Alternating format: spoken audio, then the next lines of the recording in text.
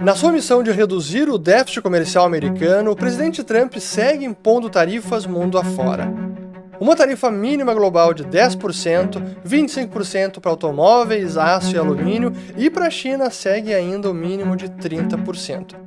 Mas aquela ideia de um novo acordo monetário, um novo Bretton Woods, ela segue bem viva. E volta e meia ressurgem os rumores de que já há conversas em andamento, especialmente com os países asiáticos, a julgar pelo movimento recente das suas taxas de câmbio, e eu fiz até um vídeo sobre isso. Mas como seria um novo arranjo monetário? E quais as principais dificuldades de alcançá-lo hoje? Então a gente precisa revisitar esse assunto. E o melhor paralelo que nós temos é o famoso Acordo Plaza de 1985. To head off the threatened protectionism, Baker picked New York's Plaza Hotel as the site for secret monetary diplomacy. A 1985 gathering of finance ministers and central bankers from the G5, the big industrial nations. Mas qual era o contexto da época? Aí que a gente precisa analisar a taxa de câmbio pelo dólar index, então o índice dólar lá naquele momento. Essa é uma visão de longuíssimo prazo, são 50 anos, e o que a gente pode ver é que o pico, o máximo de força do dólar depois do fim de Bretton Woods foi justamente no início de 1985, que era um momento também que as taxas de juros americanas ainda estavam bem elevadas. No início da década de 80 chegaram acima de 15%, mas em 85 ainda situavam-se num patamar ao redor de 10%. E claro que isso ajudava a trazer mais força para a moeda americana. E como estavam os déficits comerciais, ou melhor, os déficits em conta corrente dos Estados Unidos? Pois isso que a gente precisa mostrar também aqui na tela, e contrastando com a taxa de câmbio, aqui é algo similar ao dólar index, mas é um outro indicador.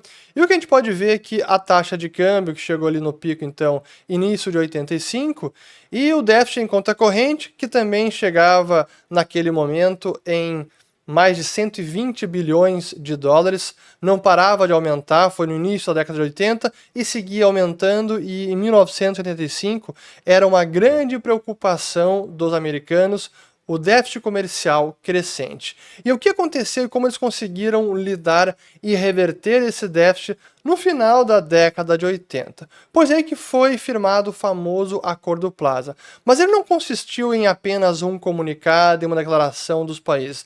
Na verdade, o acordo pode ser mais bem entendido como um conjunto de medidas e declarações que aconteceram ao longo de 1985.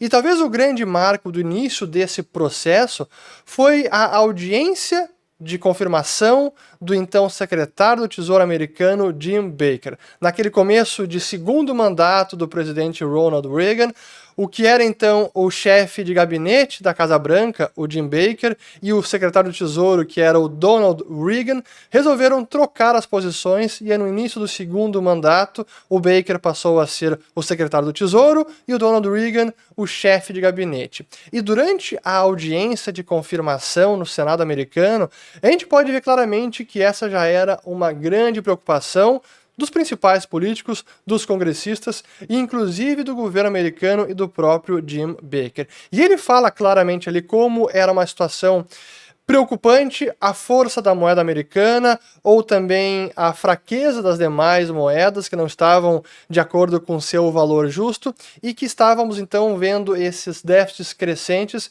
e sem nenhuma situação de melhora, e que era preciso tomar alguma atitude ou reequilibrar o valor das taxas de câmbio para reequilibrar então o comércio americano. I perhaps should add here that vigorous enforcement of the trade laws is an administration goal and objective, and we would expect to continue to do that in addition to this initiative with Japan, and in addition to trying to reduce the deficit and thereby hopefully reduce to some degree the value of the dollar. Do you believe the dollar is overvalued, and if so, do you think it ever appropriate for the Treasury to act in the international currency markets to try to deal with the problem? I would rather say that the dollar is very, very strong, Senator. I think the term overvalued has a technical meaning. Since the value of the dollar is set by the market, I suppose one could argue it's not overvalued because it's set by the market. It's been the position of this government as long as Ronald Reagan has been president that we would intervene only in instances of disorderly markets. I understand that that there have been discussions in recent days between Secretary Reagan and the finance ministers of Germany, Japan, Great Britain, and France, looking toward the possibility of perhaps a little bit more activity in this area. Nothing has been done as far as I know. E naquele momento, o maior déficit comercial era com o Japão. E após a audiência de confirmação, o secretário Jim Baker fez novas declarações que deram a entender que algo poderia ser feito, como, por exemplo, de que havia possibilidade, sim, de conversas com as principais potências industriais para reequilibrar o comércio global. E houve também intervenções no câmbio por alguns desses países, como, por exemplo, pela Alemanha.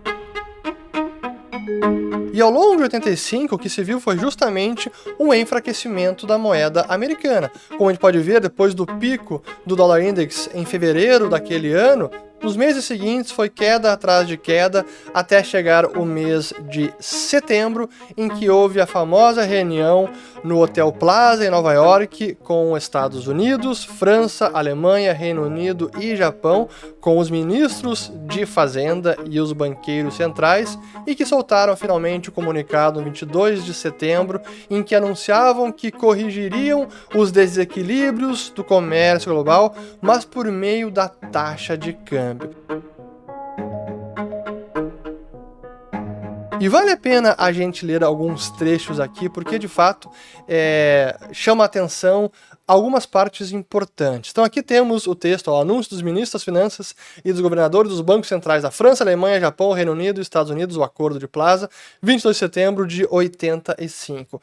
O que aparece ali no ponto 18? Vamos lá. Os ministros e governadores acordaram que as taxas de câmbio deveriam desempenhar um papel no ajustamento dos desequilíbrios externos. Para isso, as taxas de câmbio devem refletir melhor as condições econômicas fundamentais do que tem sido o caso. Então precisam refletir isso melhor. Eles acreditam que as ações políticas acordadas devem ser implementadas e reforçadas para melhorar ainda mais os fundamentos e que, tendo em vista as mudanças atuais e prospectivas nos fundamentos, é desejável uma apreciação ordenada das principais moedas que não o dólar, em relação ao dólar. E eles estão prontos para cooperar mais de perto para incentivar isso quando fazê-lo seria útil. Então vejam que eles estão aqui declarando que farão algum movimento coordenado para fortalecer as suas respectivas moedas. O marco alemão, o franco francês, a libra esterlina e o iene japonês em relação ao dólar americano. Esse foi o Acordo Plaza, em que foi finalmente oficializada uma intervenção no câmbio por esses países, mas de forma coordenada. Então isso de fato aconteceu e o movimento de fraqueza do dólar prosseguiu nos meses seguintes, como a gente pode ver aqui, ao longo de 85, ao longo de 86, até chegar ali na mínima em 88, até teve mais uma mínima em 90. Mas é interessante também notar como, no dia do comunicado, que foi o 22 de setembro, a queda do dólar, aqui medido pelo Dollar Index, foi de cerca de 4%, apenas nesse dia, 22 de setembro.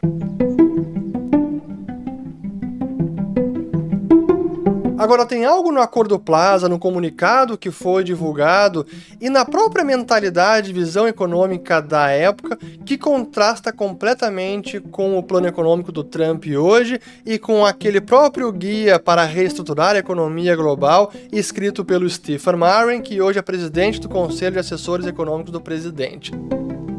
E tem a ver com protecionismo. Voltemos aqui ao comunicado, porque esta palavra protecionismo, ela é falada várias vezes e eu preciso mostrar exatamente o que está escrito aqui. Então vamos lá. Primeiro, temos aqui de vários países, primeiro aqui do governo francês, quando ele lista os principais pontos, ele fala aqui de resistir ao protecionismo. Então seria o seu sétimo princípio, resistir ao protecionismo. Depois temos o próximo país que fala a mesma coisa, que é o governo da Alemanha, o governo federal continuará a resistir ao protecionismo. Depois do Japão, mesma forma aqui no primeiro ponto, resistência ao protecionismo. Mas temos mais, aqui o Reino Unido, resistir ao protecionismo. E por fim, os Estados Unidos também, resistir a medidas protecionistas. Então todos tinham a mesma ideia de que os desequilíbrios deveriam ser corrigidos pelo ajuste das taxas de câmbio e não pelo protecionismo, leia-se tarifas. E o próprio Jim Baker falou sobre isso também nessa audiência de confirmação no Senado, quando lhe foi perguntado, ele disse bem claramente que não queremos tarifas, inclusive retrucaram ele dizendo, não, mas tem algumas restrições aí para barrar produtos japoneses, até como aço, então o que está, automóveis, o que está acontecendo? E ele disse, não, essas são medidas que tem a ver com antidumping, com práticas desleais, mas não são tarifas simplesmente para proteger a falta de competitividade dos Estados Unidos. Should say that this administration is dead set against returning to a policy of protectionism. Então era outro viés naquele momento e bem diferente do que hoje está pregando o Stephen Miron, o Scott Bessent e o próprio presidente Trump.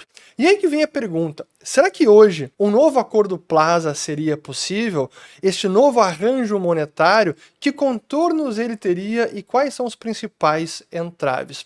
É que a gente precisa, primeiro, relembrar quem eram os principais países superavitários, comercialmente falando, com os quais os Estados Unidos incorria um déficit. E é que eu vou trazer aqui então alguns gráficos para mostrar lá na década de 80, aqui de 85 até 92, vamos lá, alguns dos principais parceiros comerciais, aqui em bilhões de dólares. Quem era o principal país superavitário, ou com quem era o principal déficit americano? Primeiro, com o Japão, era quase metade, depois com a Alemanha, Canadá também era importante, mas praticamente até 91, 92, Japão era o grande problema. Depois, paulatinamente, vem entrando a China.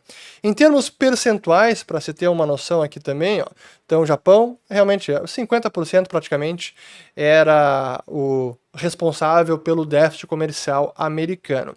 Por que isso é importante? Porque na década de 80, para chegar a esse acordo, os Estados Unidos precisaram reunir aliados. Reino Unido, França, Alemanha, Japão, eram todos aliados dos Estados Unidos. Isso facilitava muito chegar a um consenso, acordar um arranjo como esse. Agora, a foto é bem diferente. Voltando aqui aos déficits comerciais, vejam só como a China passou a dominar ao longo da década de 90, especialmente nos anos 2000, e segue como o principal país com o qual os Estados Unidos incorrem em um grande déficit comercial. Em termos percentuais, para trazer aqui também a foto, veja aqui a China, claro que aqui não soma 100%, porque eu coloquei apenas alguns países selecionados, mas a China chegou em alguns momentos em quase 50%, somando aqui com o México é mais de 50%, isso é importante porque tem muita empresa chinesa no México, então se somássemos China e México, dá cerca de 50% ou mais, então esse é o grande problema, porque agora seria colocar um não aliado na mesa de negociação, portanto, a tarefa é muito mais difícil. Outra grande diferença em relação ao cenário atual com lá da década de 80 é o próprio endividamento público dos Estados Unidos, que naquela época, 85, estava em torno de 40% do PIB e agora está em 122% do PIB. Isso também considerando as taxas de juros, que da mesma forma, naquela época estavam muito mais altas. Em 85, aqui o Tesouro Americano de 10 anos, eu mostrei antes a taxa básica, aqui o Tesouro Americano de 10 anos, no início de 85, chegou aqui então em 12%, e agora está testando aqui o nível de 4,5%. E por que isso é um problema? Porque uma forma de fortalecer as demais moedas é vendendo ativos americanos, é desovando treasuries. Mas se há uma venda de treasuries, a dívida pública dos Estados Unidos, a taxa de juros pode subir e pode subir muito, como temos visto nos últimos dias, ao menor sinal de temores. Então, este é um problema porque simplesmente desovar treasuries vai requerer algum outro arranjo, alguma outra forma de contornar a consequência negativa de fortalecer as moedas dos demais países. Então, é outro cenário. E, por fim, que até um problema maior para os próprios Estados Unidos, é que hoje os desequilíbrios, e aqui expressos pela posição de investimento internacional dos Estados Unidos, significa tudo que os americanos têm de ativos no exterior, menos ativos que os estrangeiros têm nos Estados Unidos. Essa cifra, que chegou em mais de 26 trilhões de dólares, significa que agora o governo americano é um devedor externo em quase 90% do PIB, sendo que lá em 85 era até um credor externo. Os americanos tinham mais ativos no estrangeiro do que o contrário. Portanto, há uma urgência maior agora para realizar um acordo como esse. Por fim, e como é óbvio, o principal entrave é justamente a China.